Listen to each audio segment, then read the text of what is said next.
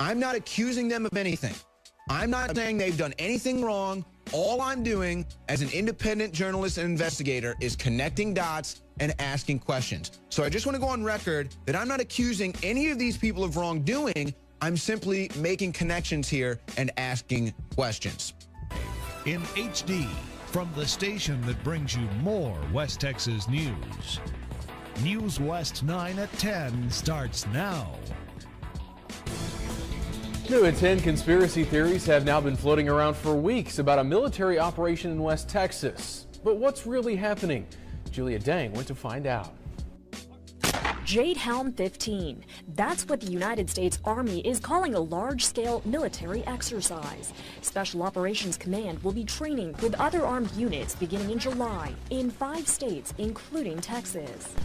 Jade Helm for July 15, 2015 through September 15, 2015. After an Army presentation last month, Big Spring officials gave them permission to train within city boundaries. The community will be aware sometimes they're here, and sometimes the community won't be aware. And it'll enhance the ability of them to respond in the future. Officials couldn't tell us exactly how many United States Army Special Operations Command Jade Helm whether or not July 15, 2015 through September 15, 2015. We have Mr. Thomas Meade here. If you would come forward, welcome. I think he's come all the way from Edville, North Carolina, to make this happen.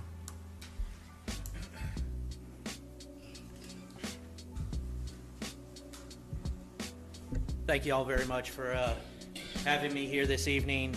I bring you greetings from Fort Bragg, North Carolina, United States Army Special Operations Command. I just want to be able to thank you all for allowing me to speak tonight to the City Council of Big Spring. This is an honor for us to be here to address you and give you some information on the exercise that we'll be conducting this summer in Howard County. My name's Tom Meade. I'm a retired Special Forces Senior Non-Commissioned Officer. I spent 20 years in the Army, spent 13 with Special Operations.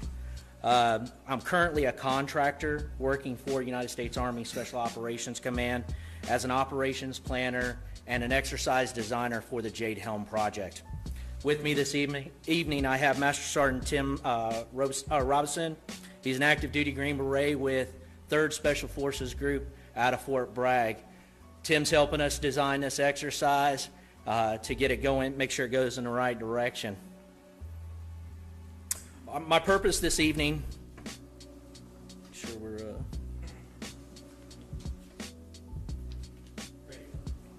it here? Yes. All right.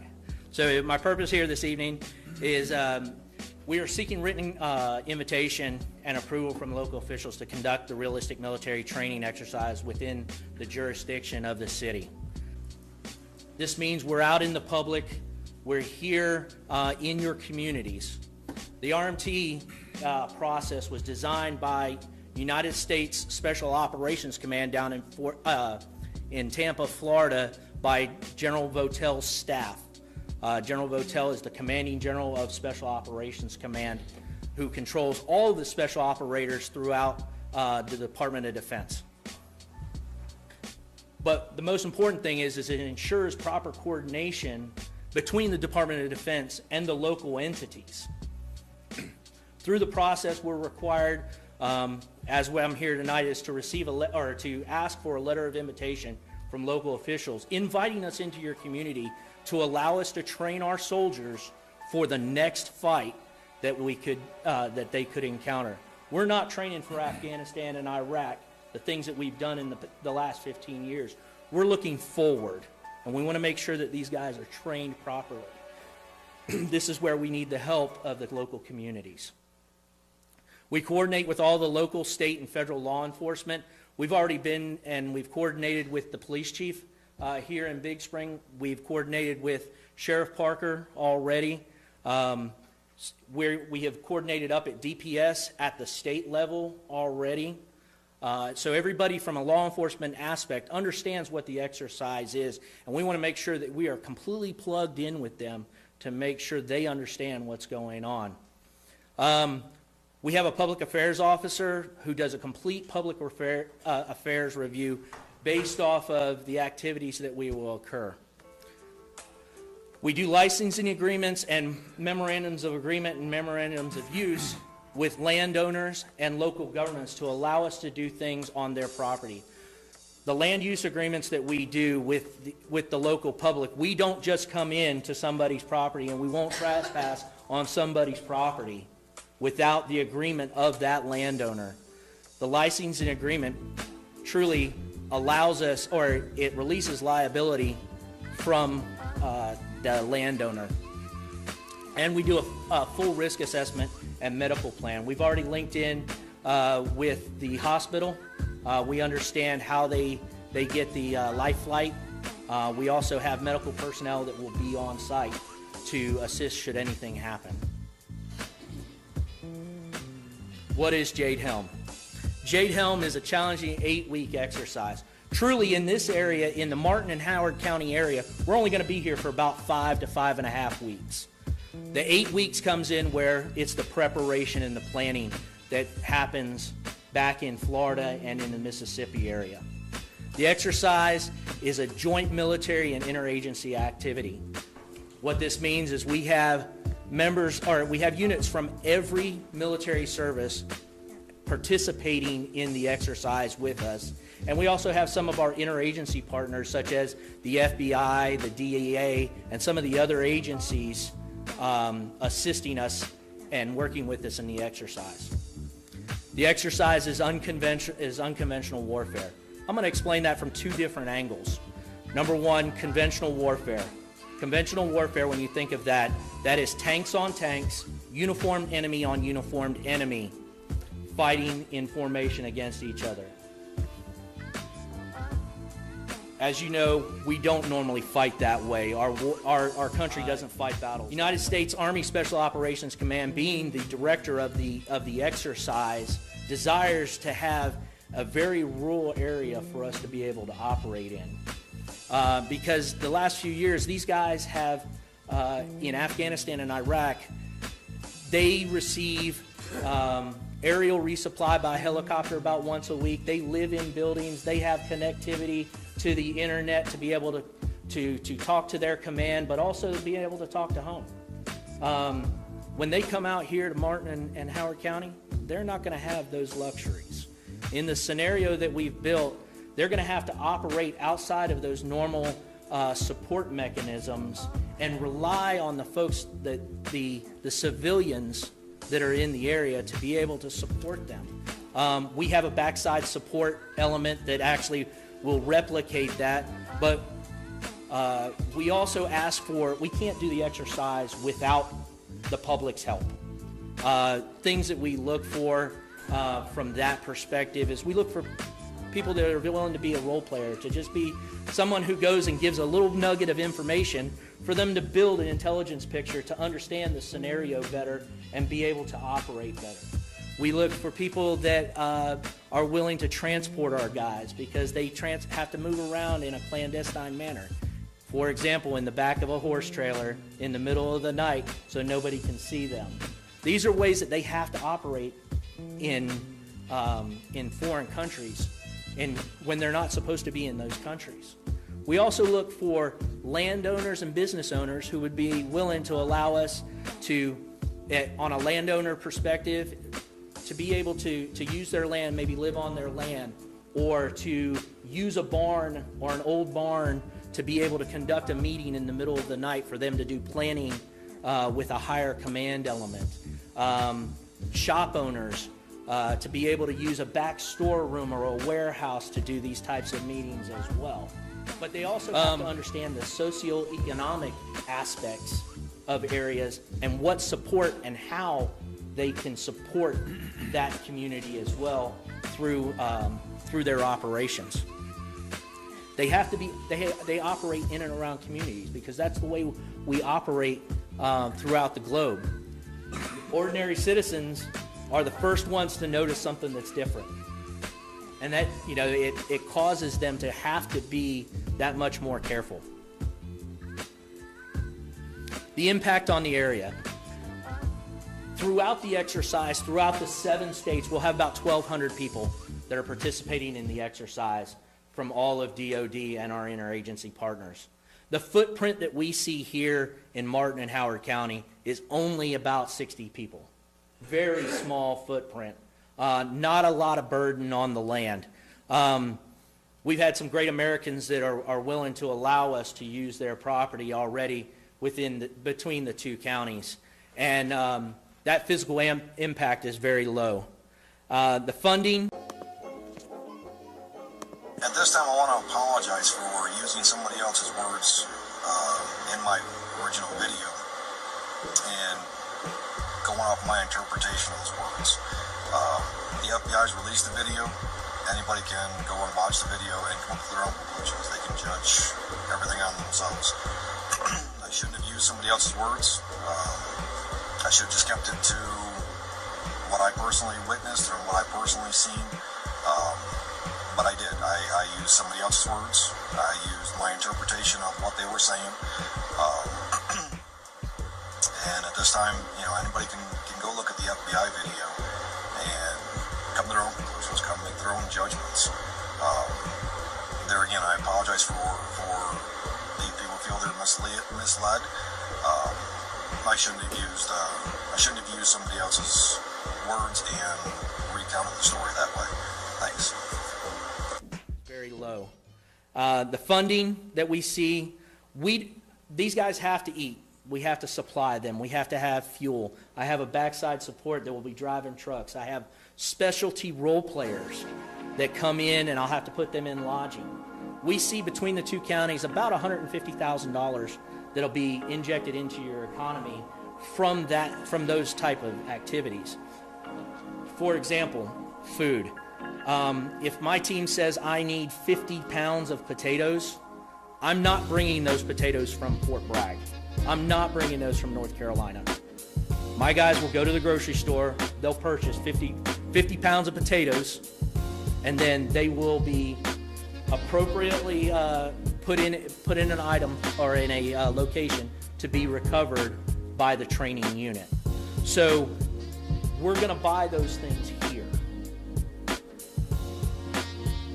What can you expect? Now understand that this slideshow is our standard slideshow that we use to brief the counties and the cities. Within the cities, you won't see most of this, I would tell you. For example, increased aircraft in the area at night. You'll see that out in the rural area.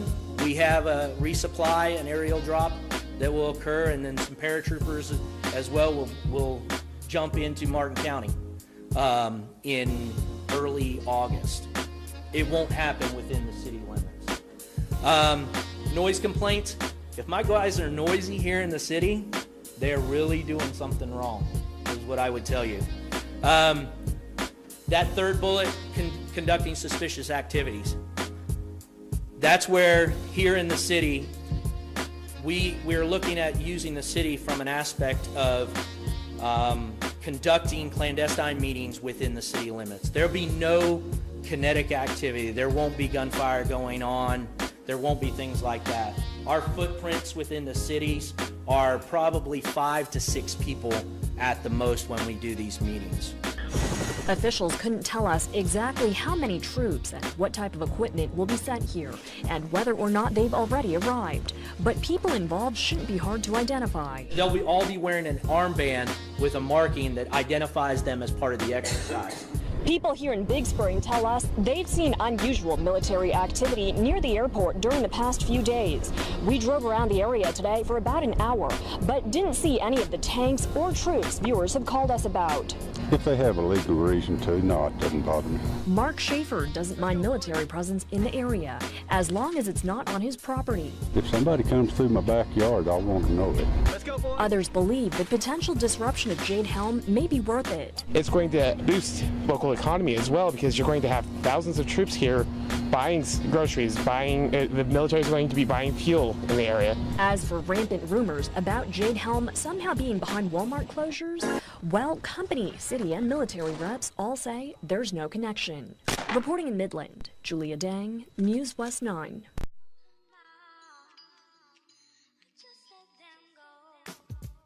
But one of the most important things, and I know I've said it previously, is we link in with the law enforcement officers.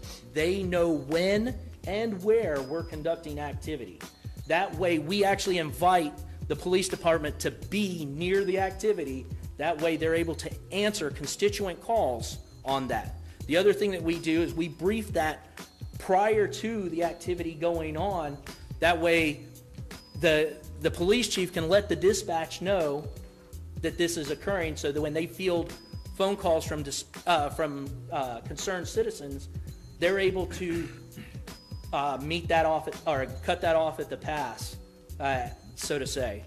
And the other thing that we do as well is we make sure that it tries to get out at the morning and evening roll call, so the officers that are on duty know what's going on and know where it's occurring. One of the things that we do as well, they will be carrying weapons, but it won't be live ammunition. It'll all be blank ammunition. Just to correct one thing that was in the newspaper on Sunday that I read was they'll have blank ammunition, but there will not be any explosions. We won't be setting off live demolition out here. The guys will be wearing civilian attire or a mixed uniform. They may be wearing fatigue bottoms and a t-shirt, but that's not normally anything that's out of the ordinary in West Texas from what I've seen, especially during hunting season. And they may be driving civilian vehicles throughout the area. So really, within the city limits, if you notice my guys, they're probably really doing something wrong. Safety measures. One of the most important things, the #1 priority for United States Army Special Operations Command is the safety of our civilians. This facility right here, this white tent behind me, this is our medical triage center. I was fortunate enough, our team is fortunate enough to have 2 medics on board. Both are trauma medics. One's daily communication between law enforcement and Department of Defense. Anytime we're conducting activity in your jurisdiction, we will make sure that we coordinate. We have medics. Each Special Forces detachment has 2 Special Forces medics that are trained to a very high trauma level that will be with each element. We also have a support element that will have a senior non-commissioned officer, Special Forces medic, who is responsible for the evac and anything that those 2 medics cannot handle. He'll be the one that will be directly interfacing with the hospitals throughout the area. We coordinate with the Life Flight. In fact, I was able to sit down with Jonetta Sweat this afternoon and get some information based off of the hospital and the Life Flight to be able to pass on to our medical planners. Clear marking of the participants.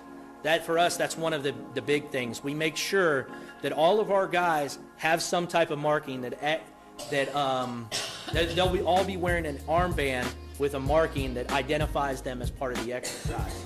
And if we have role players, for example, a landowner or a business owner who is participating in the exercise, we'll ensure that they have marking as well, that they're part of the exercise. Because there are times where we ask at times the law enforcement folks to do a traffic stop for us, to check our guys, to see why they're doing what they're doing, when they're doing it, and why they're doing it. Because the police, I know I've been questioned by the police, and they know how to make you squirm. So what we'll do is we'll make sure that the officers, should they decide to participate, we'll make sure that they are marked as well. That way the detachments and the members know how to react properly. If that officer conducts a traffic stop and he's not wearing one of those armbands, it is a true traffic stop. They want to make sure that they act appropriately for that traffic stop. We also do coordination with local residents. So if and what I mean by that is, just as we do with the law enforcement, if there's activity occurring around an area, we will actually go out to doors and knock on doors, introduce ourselves, and let them know that there'll be activity happening between this time and this time. That way they're not caught off guard. That should help lessen the calls of the constituents to to the law enforcement as well. We do fire condition review. That's really for our rural environments aspect. And our public affairs office as well does public announcements. For example, in North Carolina, for another exercise, they do newspaper ads announcing the exercise. They do radio spots, and they also get with the local television stations, and they do a small, short announcement on the television to get the widest dissemination that the activity or the exercise is occurring. At this time, if you have any questions or concerns, I'm willing to answer those. Mr. Ward, you have questions? Yes, sir. First, Mr. Meade and Master Sergeant Rawson, I want to thank you for your service to our country. Appreciate that. Thank you, sir. I was just had a couple of questions, and you've already started talking to the landowners and yes, sir. setting things up. I just have to ask, how does FBI and DEA work with the military on an operation like this? Well, generally speaking, sir, the FBI and DEA provide us liaison officers up at our command level, depending on how the scenario is written. One of the ways the FBI and DEA are working with us here is in Arizona. They will actually do some questioning for us at one of the airports in Arizona. Okay. And do y'all use any personnel from NATO, UN, or no, sir, DHS? Not currently for Jade Helm. It is U.S. only. We that has been one of the discussions that I'm not sure if it has occurred yet, but. Okay. Ms. Harwood. Yes, I have one question, and I'm not sure how to ask it, but does your training also include like drug cartel type? No, ma'am. No, ma'am. Just okay. It is a military scenario. We're not putting the drug cartel aspects into it for Jade Helm 15. That may change. I'm not a scenario writer, so I don't tell them what to write. They tell me what they've written. So.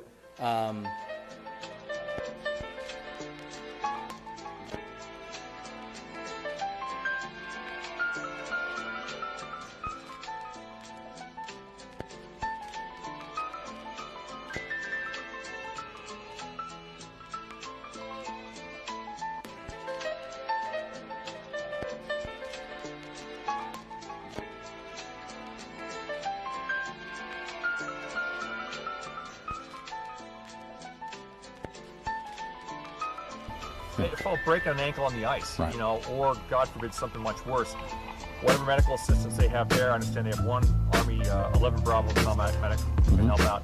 At least he can.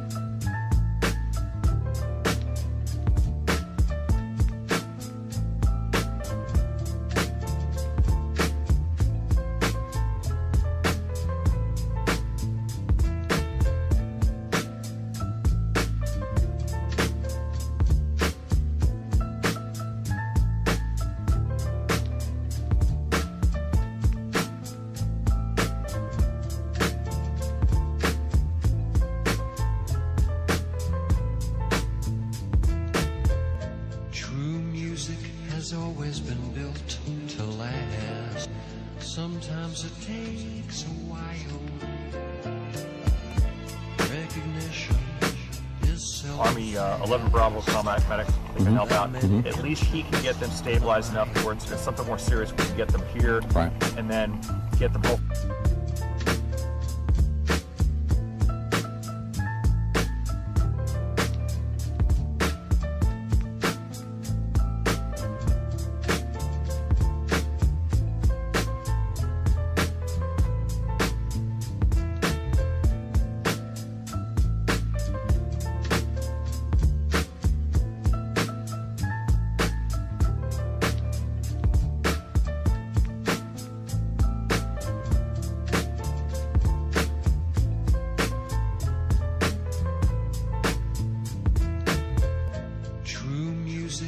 has always been built to last. Sometimes it takes a while. Recognition is seldom fast. There are many inches in a mile.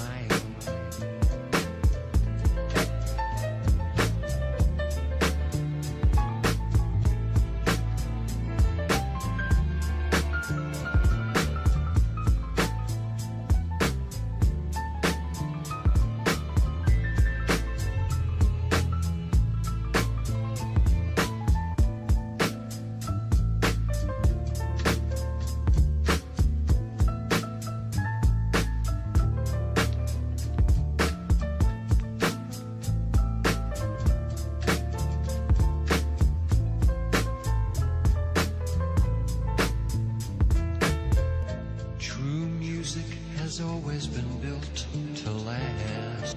Sometimes it takes a while. Recognition is seldom fast. There are many inches in a mile. True music has always been built to last. Sometimes it takes a while. Recognition is seldom fast. There are many inches in a mile.